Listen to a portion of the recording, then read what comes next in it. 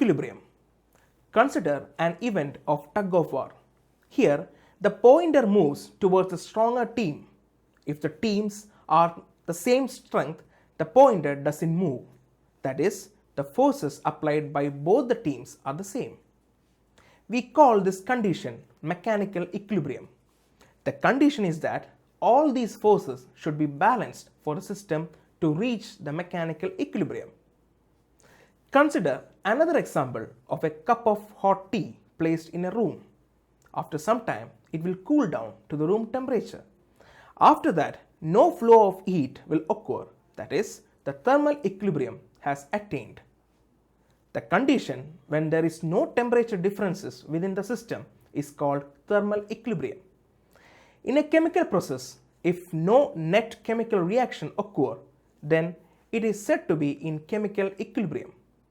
If all the three equilibrium, that is thermal equilibrium, mechanical equilibrium and chemical equilibrium conditions are achieved together, then the system is said to be in thermodynamic equilibrium. We have seen that an isolated system does not exchange mass or energy with its surrounding. If an isolated system reaches equilibrium condition, its state can never change. Quasi-static process. Consider the compression of a gas inside a piston cylinder arrangement. If the compression is too fast, the pressure of the gas near the piston will be higher than the pressure of gas far away from the piston. If the compression is infinitely slow, then the pressure rise is very small. Then we have intermediate equilibrium state, and the path described by the state will not deviate much from the thermodynamic equilibrium state.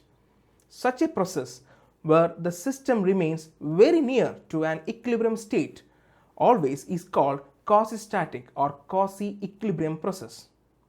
If the system is in equilibrium, the pressure and temperature is uniform throughout the system. Infinite slowness is the characteristic feature of quasi-static process.